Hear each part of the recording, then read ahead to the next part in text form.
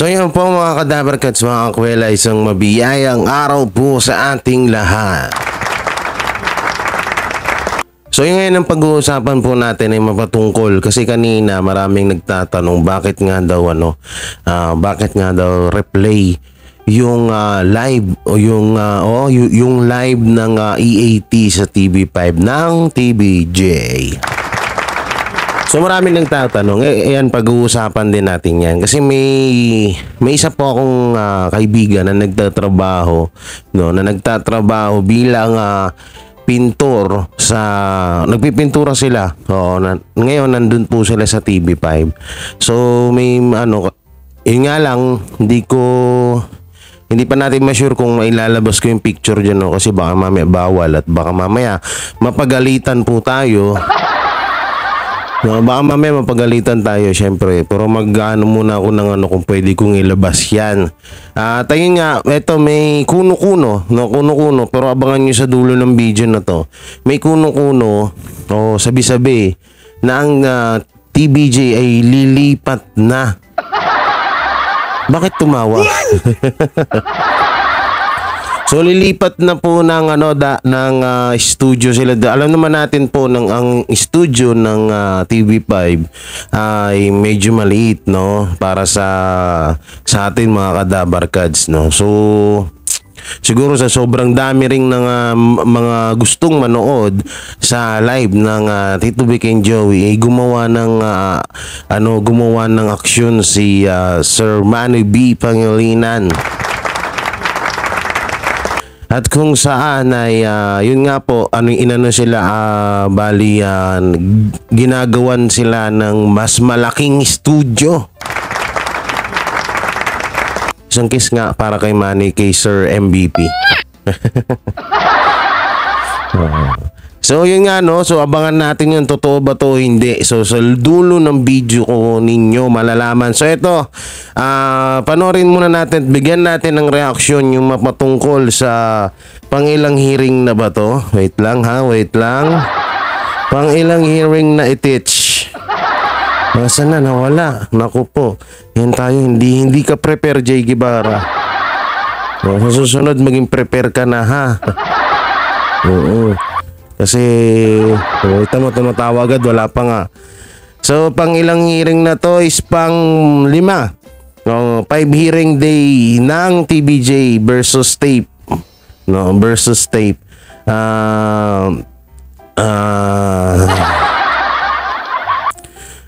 Ano to? Ang magsasalang ng kanilang mga witness. So may mga witness na po palang isasalang ang tape INC. Palakpakan natin yan. Edi wow. Edi wow. Lady, go! Edi wow may pa-witness pa kayo Kung sino man yung magiging witness ng tape INC laban sa TVJ na lalaban sa TVJ isa ka na rin sa mga tinatawag na kahit alam nyo naman na hindi sa tape INC ang Itbulaga pero magwi-witness pa rin kayo sa anong dahilan? Sa anong dahilan? Ikaw kanina, sa'yo pa. Bago ka. Bawa ka ng tao kung sino naman yung tao na magwi-witness sa kaso ng magwi-witness para sa tape INC laban sa TVJ, isa ka pong malaking sampal sa'yo. So ito ba't panoorin natin? Ito pagtsagaan natin yung video nito. Oo, pagtsagaan natin. Minsan pakinabangan din naman natin siya. Pakinabangan natin siya minsan. So pakinggan natin ito yung vlogger na napakasipag. Napakagwapo. Solid na solid sa TVJ. 100% na solid sa TVJ itong vlogger na to. Walang iba kundi ang bata ni Isko Moreno. Ng bata ni Isko Moreno na walang iba kundi si model of my everything. Okay? So ayan po ang kanyang video at panoorin natin. Wala sounds. Thursday morning dito po sa Marikina. So yun, maaga ako gumising at isang jeep lang mula sa place ko hanggang dito sa Marikina Hall of Justice. Kaya inihintay na po natin ngayon yung pong pagdating nung dalawang panig para po sa panglimang araw ng mga hearing sa kaso ng TVJ versus Tape. Okay? So nung Monday, bumalik dito si Attorney Buko para po isubmit yung pong mga kailangan dokumento pa para daw isara na o tapusin na yung panig nila doon po sa injunction na hearing. Hindi na ako pumunta doon kasi nag-submit lang naman sila doon. So ngayong araw po, September 7, ay inaasahan naman po na magsisimula na. Kumukulog yung video mo, model. Model, may ano ako dito. Ay, sarado pala. Bigyan kitang mic. Yan na nga lang pakinabang namin sa'yo dahil bata ka ni Isko hindi pa maano yung audio. Nakinabang na, nagreklamo pa no. Tuloy natin. Yung pong panig ng tape, so sila naman po ang mga witness naman po nila ang pupunta at magte-testify at tatanungin na para po marinig ng korte. So ang plano ngayon ng tape ay patunayan sa korte na yung pong copyright ay sila yung may-ari. So pinapapasok yung mga empleyado ng tape, iano po nila, isubukan po nilang patunayan na Hindi ka ba dyan masagasaan? Parang nasa gitna ka ng kalsada. Tapos ang lakas ng hangin. Hindi, natatakot ako ba masagasaan, kawawa naman. Parang nasa gitna ng kalsada siya At doon ka muna, tabi ka muna doon sa dulo. Parang maganda-ganda na may report mo, Ano ba yan, model? Binabayaran ka namin para magkuha na impormasyon dyan sa regional trial court. Tapos, ay nako. Tapos ganyan ng labo ng okay, tuloy natin. Yung pong mga empleyado ay nabayaran para po gumawa ng mga episodes ng Eat Bulaga para po patunayan daw na sila po yung may-ari nung pong copyright na pinapalabas po sa telebisyon. So yun po ang plano or game plan ng kampo ng Tape Incorporated dito po sa hearing para sa injunction. So injunction pa lang po ito, hindi pa ito sa actual case ng Ito lang ang mga kadabarkads binabayaran kung hindi nga na media, hindi niya mapapasahod ng Tito Bag and Joey. Ang tagal-tagal na nung utang ninyo sa Tito Big and Joey, kung hindi na media yun, di TYT na yun. TYT meaning is thank you. Thank you. Tapos yung TYT. Tanga. Diba? Oo. Ayun na yun. Magiging thank you na lang yun kung sakali man na hindi na media yun. Naku po. Sabihin, ganun pala kapag sahuran ka pala, hindi. Kahit ikaw yung gumawa ng 8 Bulaga, tapos lumipat ka ng kabilang istasyon, sa kanila na rin pala yun. So halimbawa, lumipat na, lumipat na yung yung It's Showtime, lumipat ng halimbawa si Vice Ganda ang gumawa ng It's Showtime. O si Michael B. Kasi pagkakalam ko doon nila kinuha yan kay Michael B. Oo. No, yung It's Showtime lumipat ng Tape INC. So ibig sabihin, pagmamayari na ng Tape INC ang It's Showtime. Kasi pinasahod sila, ganyan. Pinasahod, ang kapal naman ng mukha nyo makapagsalita kayo ng pinasahod. Kung hindi nga na media yung kung hindi nga na media yung tawag dito, kung hindi na media yung utang nyo sa TVJ, hindi nyo babayaran Pero nyo na may edad na yung TVJ bago nyo sila nabayaran ng utang nyo. Tapos ang laki-laki ng income ng Itbulaga nagano pa kayo, tawag dito, nagkautang pa kayo sa kanila. So ngayon, yung ano nyo, bumalik na rin naman. Eto guys ha, yung mga pinagkakitaan nila sa TVJ, unti-unti na rin pong nauubos. Alam nyo kung bakit? Ngayon, abono sila ng abono eh. Hindi naman kikita yung show nila, yung noon-time show nila. Paano kikita? Wala ngang halos nanonood. Tingnan yung utang sa GMA, yung 57 million per month. So saan nila kukunin yan? Di sa pera ng alusos. Sa bagay, marami namang ang laki na ng kinita ng alusos sa TVJ. Ilang taon na nilang pinagkakitaan niya yung TVJ. Okay lang yan, deserve nilang mag-abono na mag-abono. So tutuloy natin si Panda. Ay si model. Sorry. Ba't nag-zoom? Panda tuloy ng Panda. Yan tuloy, nawala na. Buwisit na yan. At hopefully by the end of September ay meron na pong desisyon ang korte kung pagbibigyan po o hindi yung pong injunction ng TVJ. So kapag pinagbigyan ng korte yung injunction, hindi po pwedeng gamitin ng tape ang Itbulaga habang tumatakbo po yung kaso. So yan po ay magiging panalo. That will be a victory for the camp of TVJ habang tumatakbo yung kanilang mga kaso dito po sa Marikina ay walang makakagamit noon po. Dapat nga dati pa yan eh. No? Ito lang nga, dapat dati pa yan na habang patuloy yung ng kaso ng TVJ versus Tape INC, dapat hindi na muna talaga nila yung ginamit no? Kung talagang may respeto sila.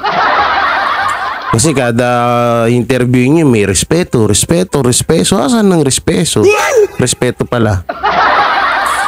Asan ang respeto na sinasabi nila, di ba? Ay dyan pa lang sa ginawa nila, may kaso pa, hindi pa naman talagang 100% nilang nababawi ang Itbulaga, pero gamit-gamit pa nila. Tayo nga, susunod natin ditong video yung matungkol sa may channel nila. Ito, may napansin lang po ako dun, panoorin po natin yun. Tapusin lang natin to si model. So napakalaking issue pa rin po yan. Alam nyo naman po, yung pong sa YouTube channel, di ba? Kuha lang ulit ng tape. So maganda po, matanong ko din mamaya. Actually, yun yung gusto ko itanong kay Atty. Maggie mamaya, yun pong sa YouTube kung paano nangyari at kung ano ang plano nila, gagamitin na ba nila yung YouTube uli. So inaabangan po natin. So ngayong araw po, wala po tayong inaasahan na artista galing sa kampo ng TVJ. Ang hindi ko lang po sure kung sa side ng tape ay kung dala-dala na po nila yung kanilang mga witness, kung si Ma'am Malucho Afagar pa yan o si Vincent Buncio pa yan. So ngayong araw po natin malalaman kung ngayon po ba sila sasalang o sa ibang araw pa ng September. So ayun po, alam nyo medyo mahaba-haba na din yung pang-5 hearing na din natin to, going to our 3rd month, nagkakamali, diba? So medyo mahaba-haba na din yung kaso. Nag-die down na yung pong media interest, diba? Nung huling hearing ako na lang mag-isa, wala na yung mga taga TV5, yung mga entertainment press. So tayo na lang po nagko-cover. So mas mahirap kumuha ng interview, mas mahirap kumuha ng panig doon po sa mga parehong side. Pero yun ko nang pakinggan kasi puro nanunumbat na siya. Mahirap daw yung ginagawa niya. Huwag naman namin inuto sa'yo yan eh. Ikaw yung may gusto niyan. Ay, pero thank you kay Model of Maynila. Thank you. Plus pasalamat, napalakpakan natin. May kasamang sampal. So ito panoorin natin yung video na kung saan may kita nyo dyan sa screen. Yung video po na yung sa video, yung napansin ko sa channel ng Itbulaga. Ito nga yung 5.32 ano to? 5,320,000 subscriber. Grabe oh. Kailan kaya ako makaka 1 million subscriber para dalawa na sila? Wala naman, hindi naman sa mga mangarap, di ba? Wala naman. So dito mga kadabarkad, sa may kita nyo dyan sa screen, ay nandito pa rin po yung mga video. No, yung mga dating video, noon, yung bago, yung bago-bago, yung medyo luma-luma. No, so nandito rin yan sa live. Sa upload, yan si Short, nandito tayo si Short, yan sila Alden, si Jose Manalo, Miriam Cambao, si Marian Rivera, yan ang dami din nila dyan, no? Yan si Karen, sa short video nandun pa rin.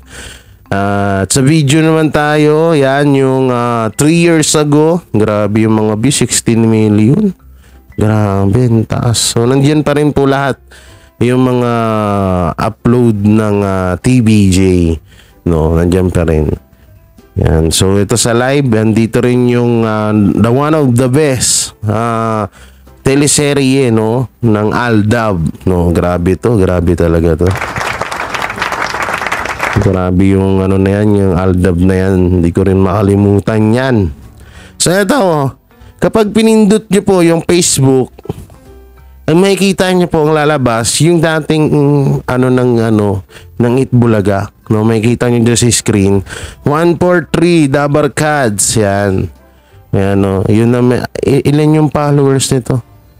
So lahat din ng video nandyan, so makikita nyo yan.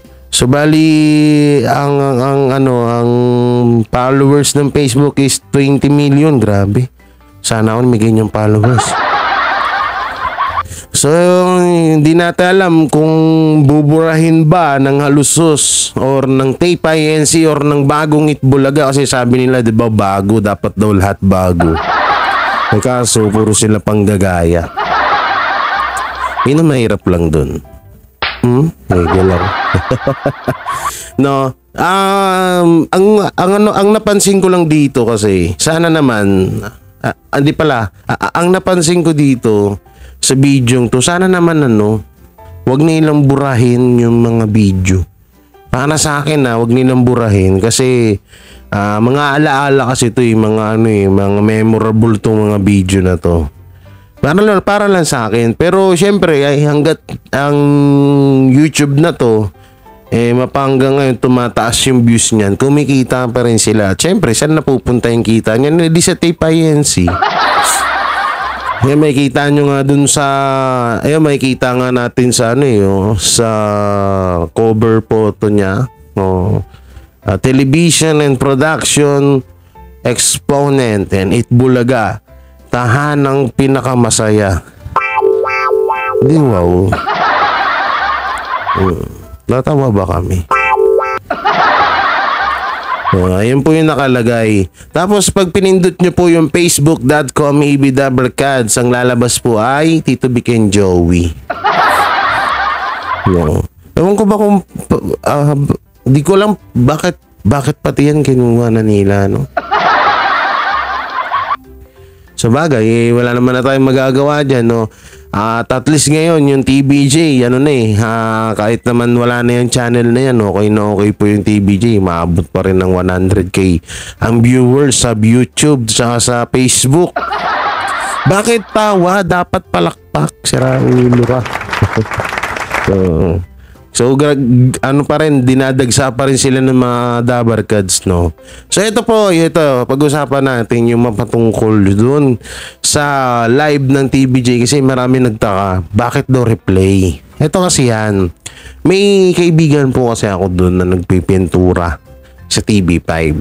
Ngayon, sabi niya sa akin, tol, diba reactor or depender ka ng TBJ or TBJ ang content mo. Sabi ko, bakit mangungutang ka ba?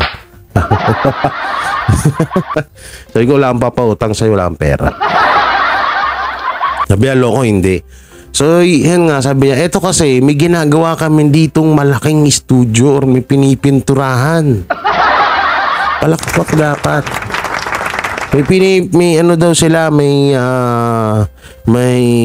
tawag dito, may pinipinturahan daw silang napakalaking studio sa TV5, no?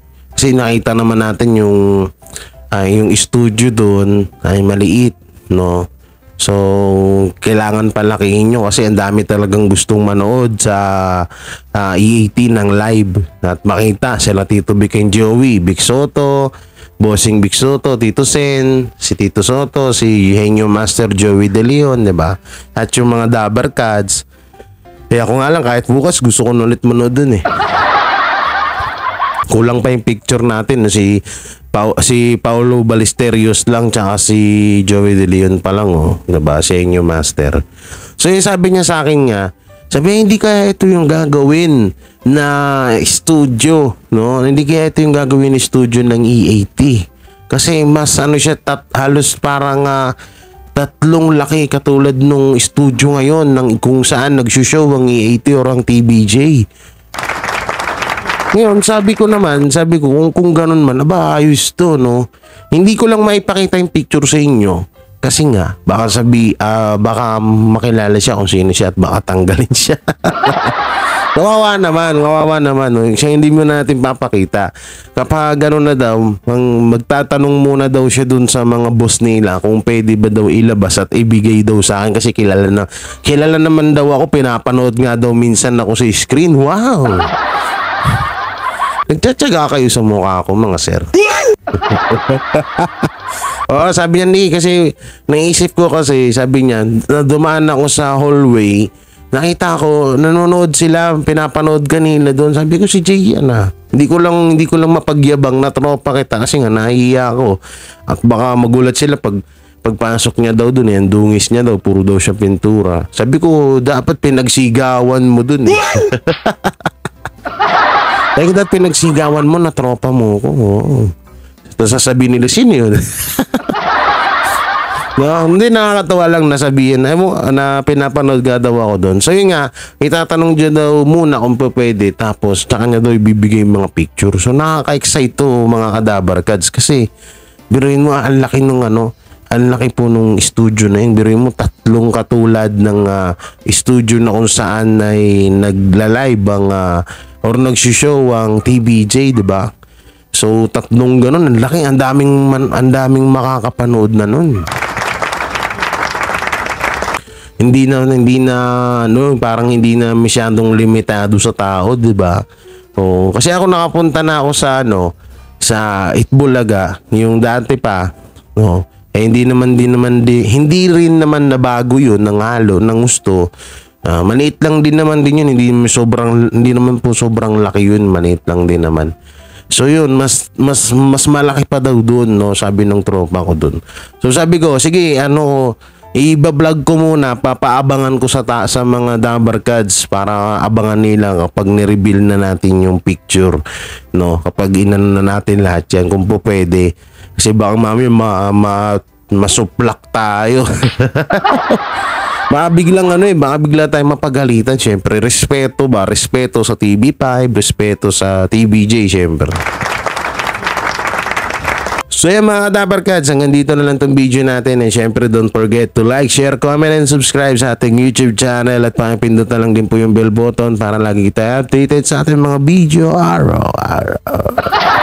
Grabe yung unga. Grabe yung So yun, at abangan nyo po yun kung sakali man na pwedeng ilabas yun, yung tinatawag na mga picture, no, kung ano pasilip or papasilip ko sa inyo kung ano po yan. So abangan nyo po. So ingat po kayo palagi and God bless. Bye-bye. Peace.